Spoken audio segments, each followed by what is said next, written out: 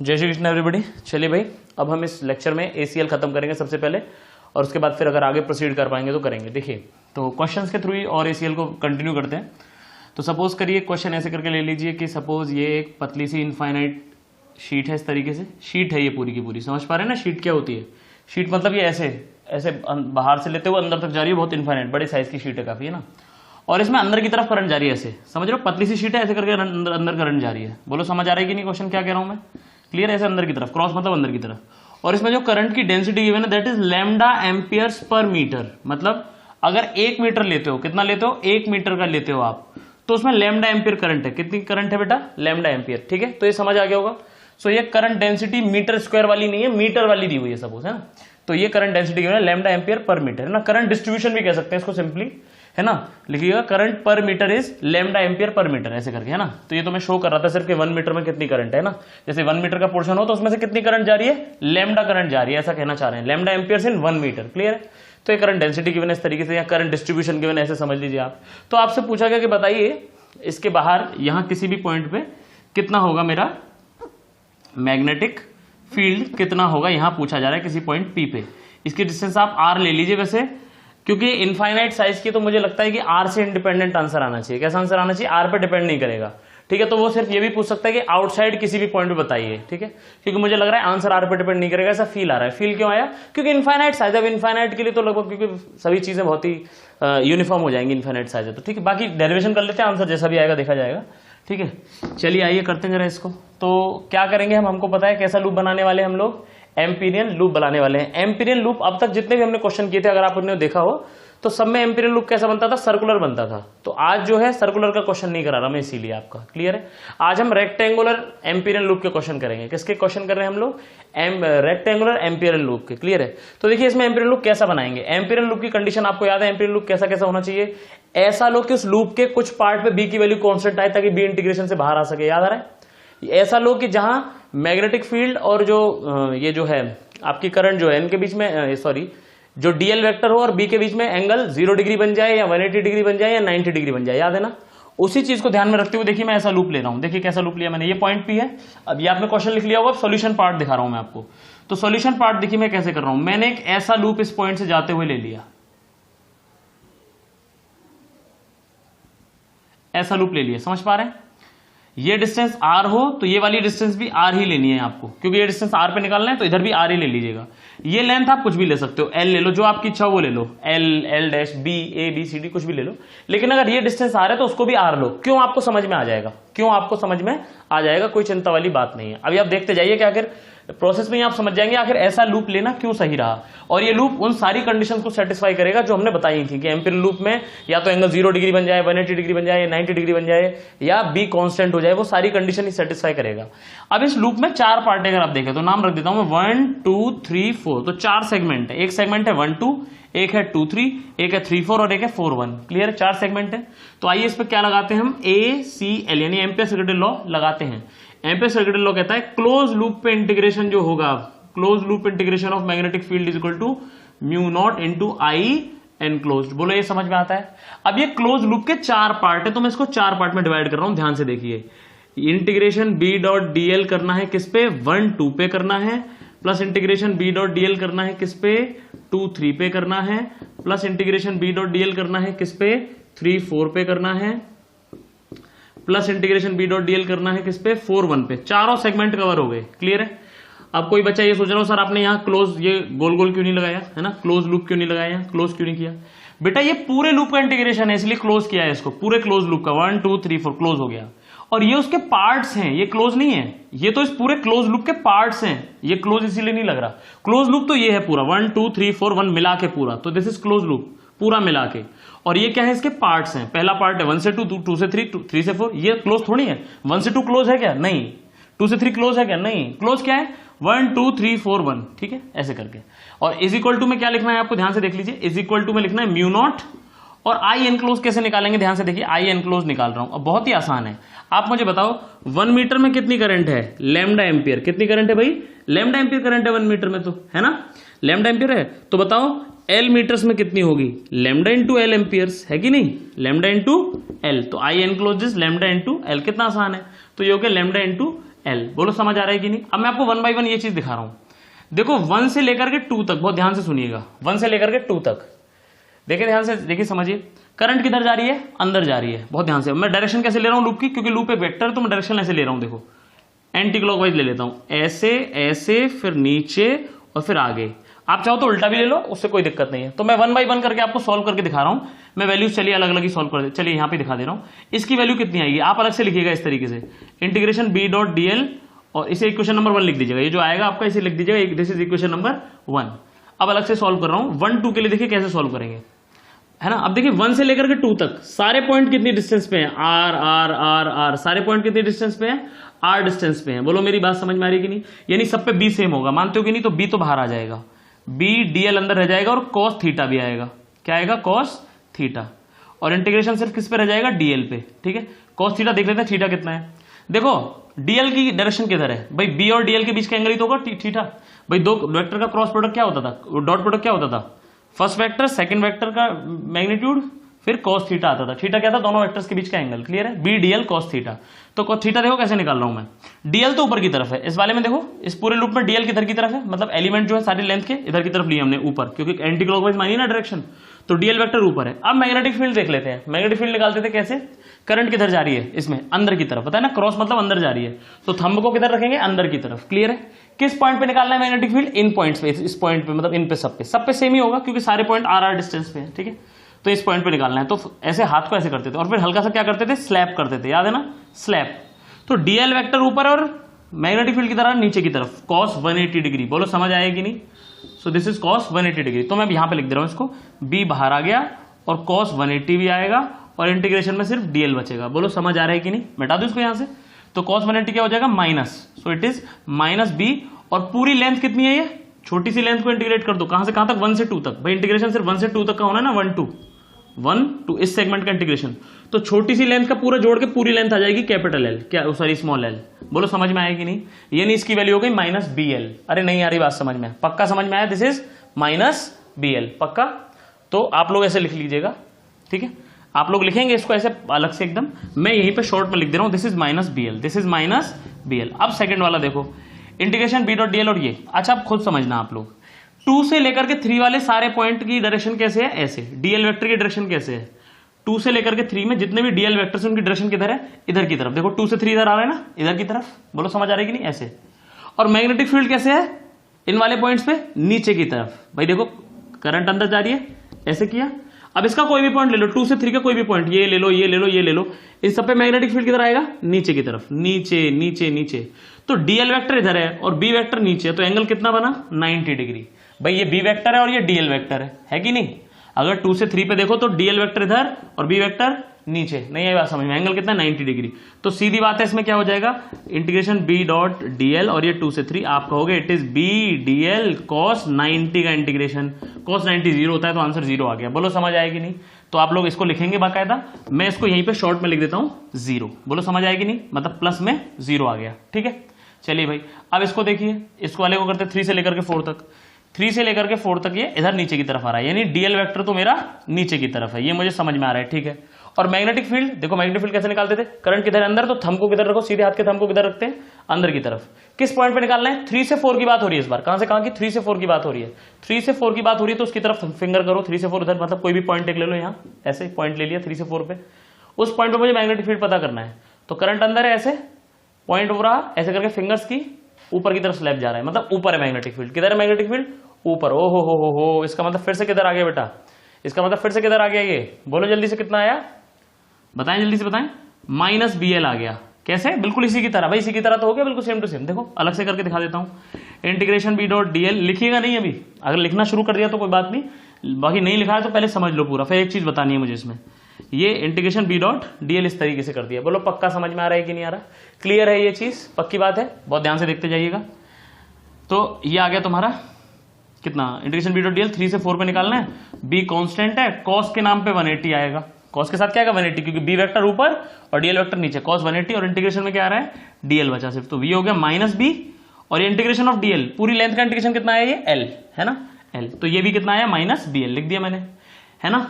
तो ये और ये बिल्कुल सेम आ रहे हैं, माइनस बी एल, ये माइनस बी एल, ये बिल्कुल ऐसे ही, ये और ये भी सेम आएंगे, ये भी 0 आएगा अगला वाला। बोलो समझ में आया कि नहीं।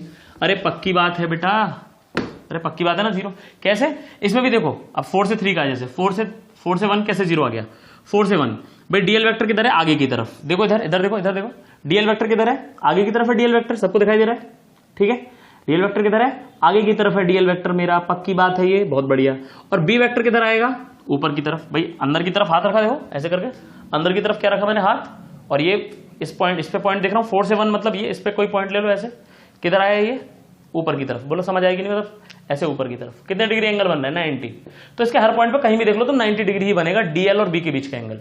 डीएल वेक्टर और बी के बीच का एंगल हमेशा 90 बनेगा, तो cos 90 वैसे कितना हो जाएगा? 0। मतलब ये दोनों एक जैसे आए, फर्स्ट और थर्ड, और सेकंड और फोर्थ भी एक जैसे आए, 0 0। बोलो समझ में आएगी नहीं? अच्छा अब एक बात बताओ, मैंने आपको एक चीज सिखाई थी, एम्पियर सेकेंड लॉ जब भी लगाते हैं, ये मैंने कैसे डायरेक्शन मानी है लूप की? Anti clockwise. लूप को मैंने कैसा लिया है? Anti clockwise. एंटी क्लॉकवाइज करो तो देखो ध्यान से, एंटी क्लॉकवाइज करेंगे तो ऐसे आ रहा है अंगूठा बाहर की तरफ, थंब किधर की तरफ आ रहा है? बाहर की तरफ। और करंट किधर जा रही है? अंदर। तो जब तुम्हारा लूप की डायरेक्शन बाहर हो, लूप की डायरेक्शन कैसे निकालते हैं? ऐसे कर्ल करते हैं, थंब जिधर बताए वो। लूप मैंने ऐसे माना है ना एंटी क्लॉक, तो एंटी क्लॉक मतलब बाहर की तरफ आ रहा है थंब, एंटी क्लॉक में बाहर की तरफ, तो ये लूप की डायरेक्शन है। और करंट किधर है? अंदर। तो करंट को क्या लेते हैं? नेगेटिव। करंट को क्या लेते हैं? नेगेटिव। आई एनक्लोज कैसा हो जाएगा? नेगेटिव आएगा, मतलब यहाँ माइनस आएगा। यही मैं बता रहा था, ये चीज मुझे बतानी थी। क्लियर है? क्योंकि तुमने लूप कैसा लिया है? एंटी क्लॉकवाइज, और करंट जा रही है अंदर, तो एंटी क्लॉकवाइज के हिसाब से तो बाहर आनी चाहिए थी, अंदर जा रही है तो जस्ट साइन अपोजिट हो गया, माइनस आएगा। बोलो समझ में आएगी नहीं? अगर तुम लूप क्लॉकवाइज ले रहे होते तो यहाँ क्या आता? प्लस। कैसा ले रहे होते? क्लॉकवाइज लेते तो यहाँ प्लस आता, यहाँ भी प्लस आता और यहाँ भी प्लस आता। क्लॉकवाइज ले रहे होते तो, एंटी क्लॉकवाइज ले रहे तो यहाँ माइनस, यहाँ भी माइनस, और ये भी कैसा आएगा? नेगेटिव। मतलब आई एनक्लोज की वैल्यू ही नेगेटिव है। आई एनक्लोज कितना आया? Lambda L. और इसका साइन कैसा लेना है? नेगेटिव, क्योंकि बताया मैंने लूप की डायरेक्शन जिधर है करंट उसके अपोजिट जा रही है, इसलिए माइनस आ गया। क्लियर है? तो यहां से आया -2bl is equal to mu naught lambda L, और ये 2 एल से एल मर गया है, सॉरी 2 यहां क्यों आएगा? यहां तो माइनस है, माइनस से माइनस मर चुका है। b की value I mu naught lambda by 2। क्या इसमें r आ रहा है? कहीं भी r आ रहा है? कहीं भी नहीं आ रहा है, यानी इट इज अ कांस्टेंट। क्या आ रहा है? ये कांस्टेंट, यानी इंडिपेंडेंट ऑफ डिस्टेंस। डिस्टेंस पे डिपेंड नहीं कर रहा, तुम पास देखो, दूर देखो, कितनी भी दूर देख लो, कोई फर्क नहीं पड़ रहा। मेरी बात समझ में आई? क्यों? क्योंकि इनफाइनाइट साइज की है ना, बहुत बड़ी है, बहुत बड़ा है, इसलिए। क्लियर है? बिल्कुल जैसे इनफाइनाइट, अगर तुम्हें याद हो, याद करा रहा हूं मैं, याद दिला रहा हूं तुमको, ध्यान से देखना, मैं लिंक कर रहा हूं इलेक्ट्रोस्टैटिक्स, और देखो इसमें कितना अच्छा लिंक है, कितना जबरदस्त लिंक है। नोट कर लिया होगा इसको? ठीक है, देखो कितना अच्छा जबरदस्त लिंक है इसमें। याद करो, शीट जो होती थी, शीट जो एक इनफाइनाइट शीट को हम चार्ज दे देते थे प्लस प्लस, उसकी वजह से मैग्नेटिक इलेक्ट्रिक फील्ड कितना आता था? कांस्टेंट आता था, sigma upon 2 epsilon not.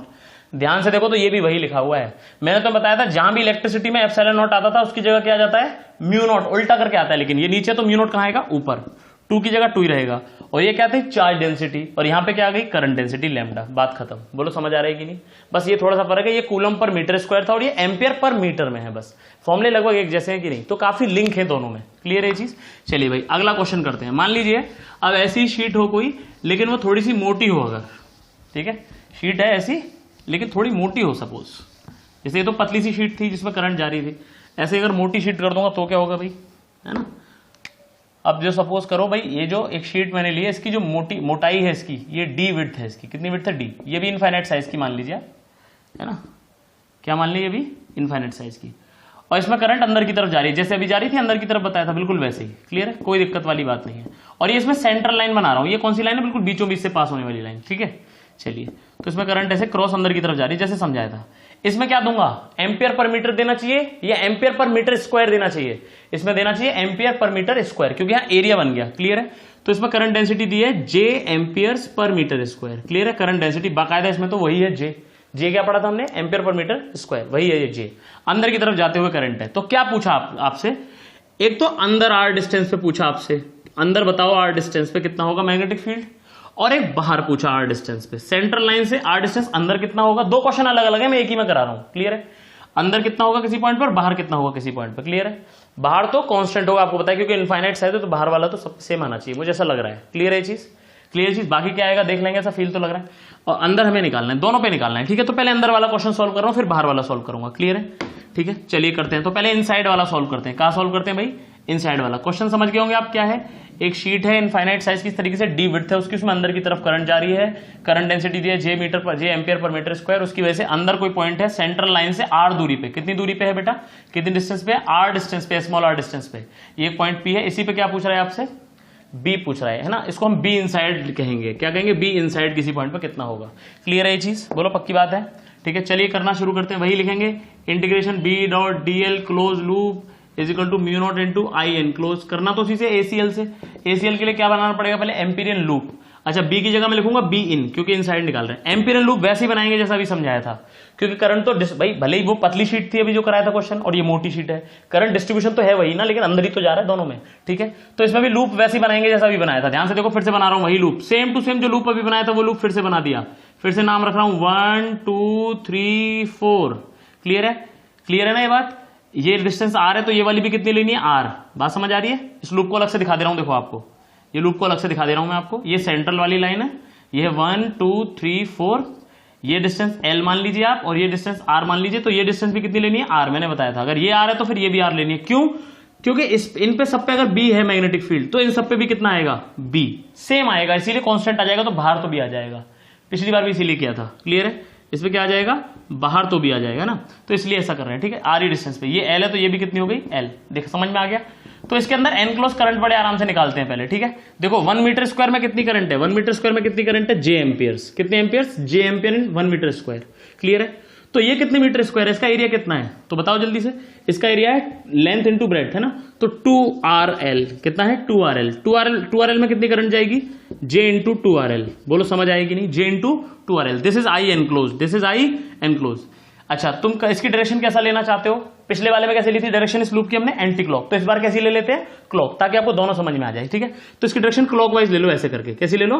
Clockwise. देखो ध्यान से, क्लॉकवाइज ले ली डायरेक्शन है ना, ऐसे क्लॉक, ऐसे ऐसे ऐसे ऐसे क्लॉकवाइज डायरेक्शन ले ली। कैसी ली? मतलब क्लॉकवाइज। अच्छा, क्लॉकवाइज है तो डायरेक्शन मतलब कैसी होगी? ध्यान से देखना, क्लॉकवाइज है मतलब क्लॉक ऐसे चलती है ना, ऐसे। तो देखो हाथ कैसे घुमा रहा हूं, क्लॉकवाइज घुमा रहा हूं। थंब किधर जा रहा है? अंदर की तरफ। थंब अंदर की तरफ जा रहा है, करंट भी अंदर की तरफ है, तो करंट कैसी लेंगे? पॉजिटिव लेंगे। समझाया था ना? थंब अंदर की तरफ, करंट भी अंदर की तरफ, तो पॉजिटिव, यानी आई एनक्लोज हो जाएगी plus J into 2RL। This is I enclose, मतलब इसमें एनक्लोज करंट आ गई मेरे पास, मतलब ये वैल्यू पुट कर सकता हूं मैं। फिर से इसमें ये 4 पार्ट में है इंटीग्रेशन। एक है इंटीग्रेशन BDL, अब डायरेक्ट है ना 1 से लेके 2 तक, फिर है इंटीग्रेशन BDL 2 से लेके 3 तक, फिर है इंटीग्रेशन BDL, बोलो कहां से कहां तक? 3 से लेके 4 तक, और फिर यही लिख दे रहा हूं, दिख रहा होगा आई थिंक, B.DL 4 से लेके 1 तक। क्लियर है? और बराबर होगा म्यू नॉट इंटू आई एनक्लोज कितना है? J2RL। बोलो समझ में आया? अब देखो सॉल्व मैं सीधे कर रहा हूं डायरेक्ट, देखिएगा बी इन लिख देना। क्या लिख देना? Be in be in be in be in. ठीक है, तो देखो ये क्या आएगा? बी इन इनसाइड किसी पॉइंट पे, और एल ही आएगा। बिल्कुल देख लो जैसे पहले किया था, बिल्कुल अभी इसके पिछले वाले क्वेश्चन में जो किया था सेम टू सेम ही तो करूंगा, बस वो -BL आ रहा था। क्या आ रहा था? -BL। या +BL आएगा, क्योंकि डायरेक्शन अपोजिट है ना, तो उसमें एंटी क्लॉकवाइज थी, इसमें क्लॉकवाइज। चलो करके दिखा देता हूं, ध्यान से देख लो। जैसे सपोज मुझे करना है इंटीग्रेशन B.DL करना है, इन तो तुम लिख ही लोगे। B.DL करना है कहां से कहां तक? 1 से लेके 2 तक। तो ध्यान से देखो, उसको मैं क्या लिखूंगा? BDL cos थीटा लिखूंगा 1 से लेके 2 तक। ठीक है, क्योंकि B हर पॉइंट पे सेम होगा 1 से 2 तक B, क्योंकि सारे जो पॉइंट है वो सेम डिस्टेंस पे हैं सेंट्रल एक्सिस से। R R R R R symmetric है, मतलब ये मेरा पूरा ये सेगमेंट, तो सब पे मैग्नेटिक फील्ड सेम होगा, तो कांस्टेंट है तो बाहर आ जाएगा इंटीग्रेशन के। कहां जाएगा? बाहर। cos थीटा की डायरेक्शन देखो। अच्छा भाई, लेंथ जो है नीचे की तरफ ले रहा हूं, क्योंकि क्लॉकवाइज माना है ना मैंने लूप, 3 से 2, 2 से 1 ऐसे क्लॉकवाइज मान रहा हूं, तो मतलब 1 से 2 में देखूं तो डायरेक्शन जो है डीएल वेक्टर की वो नीचे की तरफ है, और मैग्नेटिक फील्ड किधर की तरफ है? देखते हैं। करंट अंदर है, पॉइंट उधर की तरफ है। करंट अंदर, पॉइंट उधर की तरफ है। इस पे निकालना है ना, 1 से 2 मतलब इधर आ रहा है, करंट किधर जा रही है? अंदर, पॉइंट इधर है, तो देखो ऐसे, और स्लैब किया तो नीचे, तो बी किधर आया? नीचे की तरफ, तो cos 0 बनेगा। कितना हो जाएगा? थीटा cos 0, दोनों के बीच में 0 डिग्री एंगल है इसलिए। क्लियर है? cos 0 1 बन जाएगा। इंटीग्रेशन डीएल कितना है? यहां से यहां तक की लेंथ। इंटीग्रेशन डीएल मतलब छोटी छोटी लेंथ को पूरा जोड़ दो। किस पे कर रहे हैं इंटीग्रेशन? 1 से 2 तक, तो 1 से 2 तक की टोटल लेंथ है L, तो बस सिंपल आ गया B इंटू L। बोलो समझ आएगी नहीं? पिछली बार क्या था? पिछले वाले क्वेश्चन में -BL, क्योंकि डायरेक्शन अपोजिट ली थी, याद करो। पिछले वाले में DL ऊपर की तरफ था, तो इसलिए हो रहा था। ठीक है, तो इसीलिए बिल्कुल पिछले वाले की तरह मैं डायरेक्ट लिख रहा हूं। ये आएगा B इन, अगला आएगा 0, अगला आएगा B इन इंटू L फिर से, और अगला फिर से आएगा 0, बिल्कुल जैसे पहले किया था। याद करो, उसमें क्या था? -BL 0 -BL 0, बस इसमें माइनस नहीं आ रहा और कोई दिक्कत नहीं है। क्लियर है? अच्छा भाई, ये कितना हो गया? Mu not J2R into L। ये हो गया 2 times B inside into L बराबर म्यू नॉट J2RL। L से L मर चुका है, 2 से 2 मर चुका है। B इन जो आ रहा है वो आ रहा है बेटा mu naught into J into R। यानी कि B is directly proportional to R, ये भी याद रखना है। म्यू नॉट और जे तो कांस्टेंट है, तो B is directly proportional to R. बोलो मेरे बच्चे, पक्की बात समझ में आई? क्लियर है ये चीज? अरे पक्का समझ में आया? पक्की बात है? क्लियर है ना? इन वाले सेगमेंट में जीरो जीरो क्यों होगा? ये वाले सेगमेंट, ये वाला और ये वाला, क्योंकि इसमें 90 डिग्री एंगल बनेगा। ठीक है, मैग्नेटिक फील्ड ऊपर नीचे आएगा और डायरेक्शन ऐसे है भाई, लेंथ इधर की तरफ है 3 से 2, तो मैग्नेटिक फील्ड किधर आएगा? यहाँ तो ऊपर आएगा, नीचे आएगा, तो 90 डिग्री एंगल बनेगा, चाहे ऊपर आए चाहे नीचे आए, कहीं भी आए। ठीक है, इसलिए ठीक है, तो इसको मिटा दूं। तो अंदर वाले के लिए तुमने ये फॉर्मुला ड्राइव कर लिया, बी प्रोपोर्शनल टू आर लिखना है इसको। अभी ग्राफ बनाएंगे इसकी हेल्प से। बी प्रोपोर्शनल टू आर मतलब स्ट्रेट लाइन, कैसी लाइन? Straight line. तो ग्राफ बनाएंगे, इसीलिए इसको याद रखना। अब अगला पार्ट कर रहे हैं इसी क्वेश्चन का, सेकंड पार्ट। आउटसाइड अगर निकालना हो, क्या निकालना हो? आउटसाइड। आउटसाइड किसी पॉइंट पे, ठीक है, क्वेश्चन वही है, आउटसाइड किसी पॉइंट पे निकालना हो तो कैसे करना है भाई, ध्यान से देखिएगा, क्वेश्चन वही है। ठीक है, इसमें फिर से वही जे एम्पियर पर मीटर स्क्वायर यहां निकालना है इस पॉइंट पे। फिर से वही काम करूंगा मैं, क्या करूंगा भाई, एक क्या बनाऊंगा, ये आर डिस्टेंस पे, सेंटर लाइन यहां से जा रही है और ये सेंटर से कितने डिस्टेंस पे है? आर डिस्टेंस पे। तो बिल्कुल एक लूप बना लीजिए, क्या बना लीजिए? एक लूप बना लीजिए। ठीक है, लूप बना लिए साहब। कैसे? वही 1 से लेके 2, 2 से लेके 3, 3 से लेके 4, 4 से लेके 1। ये लेंथ एल लेता हूं मैं हमेशा, और ये वाली लेंथ, ये अगर आर है तो ये वाली भी कितनी है बेटा? आर है। बोलो बेटा पक्की बात समझ में आ रही है? ये वाली आर है तो ये वाली भी कितनी है? आर। देखो लिख लो यहाँ आर, अरे ये आर है तो ये आर ही है ना। ठीक है, फिर से वही इंटीग्रेशन वैसे ही करना है जैसे करते आए अब तक। Integration B dot D L is equal to mu naught into I N close. बोलो समझ में आ रहा है कि नहीं?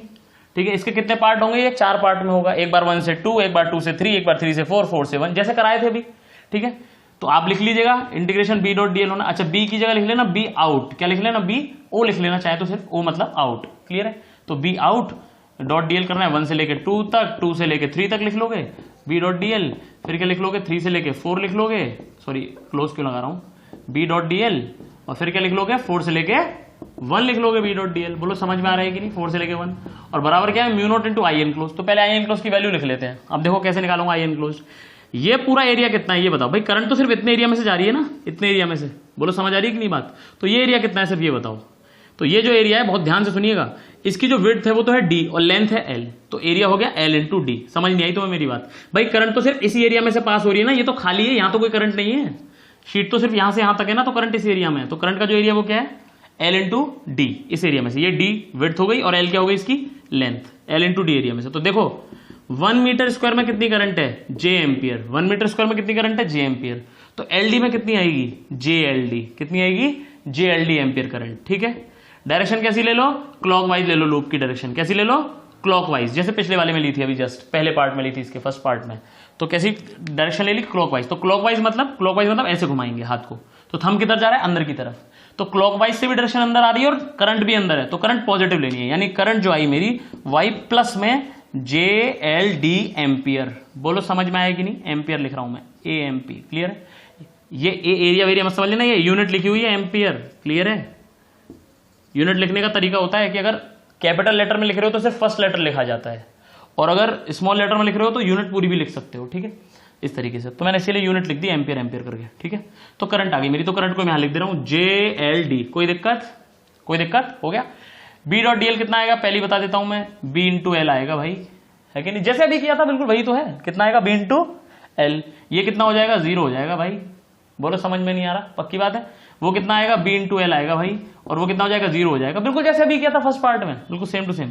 तो आ गया तुम्हारा कितना? 2 B naught L is equal to mu naught J L D. पक्की बात? एल से एल खत्म हो चुका है। क्या हो चुका है? खत्म हो चुका है। तो बी नॉट कितना आ रहा है? Mu naught J D by 2 which is a constant, which is a constant. लेकिन तुम्हें मेरी बात समझ में नहीं आ रही, और अगर तुम्हें सच बताऊं मैं सच, तो ये म्यू नॉट लैम्डा बाई 2 ही लिखा हुआ है।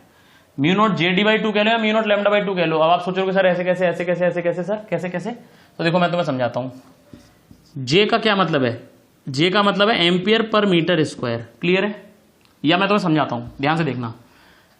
पहले इतना नोट कर लिया, ये मैं समझा रहा हूं कि मैं जे और डी को लैम्डा क्यों लिख सकता हूं, मैं जे इंटू डी को लैम्डा लिख सकता हूं, क्यों? समझ लो ध्यान से। क्वेश्चन तो खत्म हो चुका है, आंसर आ चुका है। आंसर आ गया mu naught lambda by 2 which is a constant, which is a constant. या लिख लो mu naught J D by 2 which is a constant. अब ये जे और डी, जे इंटू डी को मैं लैम्डा क्यों कह सकता हूं ये समझ लो, अलग से समझा रहा हूं इसको। ठीक है, नोट करने के बाद देखिए, लैम्डा क्या होता था? 1 मीटर में कितनी करंट पास हो रही है? लैम्डा क्या होता था? 1 मीटर में। लैम्डा था एम्पियर पर मीटर, याद करो 1 मीटर में कितनी करंट है? Ampere per metre. क्लियर है? तो 1 मीटर ले लो जरा, यहां से यहां तक की लेंथ ले लो 1 मीटर। चलिए साहब, ठीक है, तो ये एरिया आ गया तुम्हारा, ये एरिया। ठीक है, लेंथ कितनी हो गई? 1 मीटर, और ये कितनी है? डी, ये डी थी। इसमें कितनी करंट जाएगी, तो इसका एरिया हो गया डी मीटर, इसका एरिया डी मीटर स्क्वायर है, देख लो खुद देख लो भाई, लेंथ 1 मीटर और ब्रेड्थ कितनी है, इसकी ब्रेड्थ कितनी है डी, तो एरिया कितना हो गया लेंथ इंटू ब्रेड्थ, यानी 1 इंटू डी बराबर डी। ठीक है, अब देखो यानी इसका एरिया हो गया डी, इसका जो एरिया है इसका लिख दे रहा हूं मैं, इस पोर्शन का एरिया है डी मीटर स्क्वायर, कितने metre square D metre square. तो ध्यान से देखो यूनिट एरिया में कितनी करंट है, यूनिट एरिया में करंट है जे एम्पियर पर मीटर स्क्वायर, यानी 1 मीटर स्क्वायर एरिया में कितनी करंट है जे, तो डी मीटर स्क्वायर एरिया में कितनी होगी जे इंटू डी। बोलो समझ में आएगी नहीं, इसे मतलब ये पूरी करंट कितनी आ रही है इतने में, ये जो पूरी करंट है वो आ रही है जे इंटू डी, क्लियर है। और अगर तुम ध्यान दो तो ये करंट कितने मीटर में आई है, सिर्फ 1 मीटर में, अरे ये 1 मीटर का ही तो एरिया था पूरा का पूरा, तो ये पूरी करंट जो आई है 1 मीटर में ही आ रही है, यानी जेडी का मतलब है एम्पियर पर मीटर, कितनी करंट है 1 मीटर में, इसे लैम्डा बोलते थे हम, जिसे हम क्या बोलते थे लैम्डा। सो जेडी और लैम्डा एक ही चीज है, ठीक है। तुम चाहो तो जेडी पे ही छोड़ दो, क्योंकि मैंने क्वेश्चन में तुम्हें जे दिया है, लैम्डा तो दिया ही नहीं मैंने तुम्हें, क्लियर है। तो जे इंटू डी बाई 2, लेकिन फिर तुम सोचोगे सर लैम्डा आपने दिया नहीं तो आंसर क्यों बता रहे हो, इसलिए बता रहा हूं क्योंकि पतली शीट वाले का आंसर और इस मोटी शीट वाले का आंसर, दोनों का आंसर यही आ रहा है म्यू नॉट लैम्डा बाई 2, मतलब बात वही पड़ रही है, इसलिए समझाया, ठीक है। खैर बहरहाल ही आ गया। तो अब दोनों के ग्राफ बनाता हूं मैं, पतली शीट वाले का ग्राफ बनाएंगे और मोटी शीट वाले का भी ग्राफ बनाएंगे, ठीक है। चलिए सब बनाते हैं। पतली शीट वाले का मैग्नेटिक फील्ड कैसे वेरी कर रहा है और मोटी शीट वाले का मैग्नेटिक फील्ड कैसे वेरी कर रहा है, लेट्स सी। पतली शीट वाला का जो मैग्नेटिक फील्ड है, और पतली शीट कैसी, इनफाइनाइट साइज की, और ये जरूर याद रखना कैसी शीट है, इनफाइनाइट साइज की, इसमें अंदर की तरफ करंट जा रही है लैम्डा एम्पियर पर मीटर, कैसी लैम्डा एम्पियर। तो इसका ग्राफ बना रहा हूं, देखो नीचे तुमने देखा मैग्नेटिक फील्ड पूरे में कांस्टेंट था, कैसा था पूरे में कांस्टेंट,